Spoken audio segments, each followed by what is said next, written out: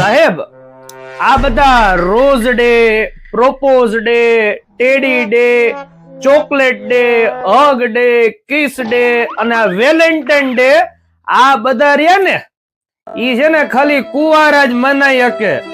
હા બાકી પરણેલા તો સાહેબ એમના બૈરાને મનાવવામાંથી ઊંચા આવે તો આ બધા ડે મનાવે ને. બહુ સારું. એવા ધંધા જ શું કરવા કરો છો? અમને વારંવાર મનાવવા પડે. આયા મોટા જે કરતા હોય ને એ કરી ખાવ. મને અત્યારે બોલાવશો નહીં.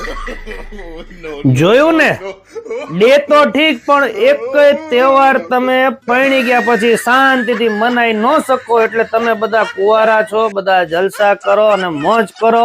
બધાને વેલેન્ટાઇન ડે વીક ની હાર્દિક હાર્દિક શુભકામનાઓ.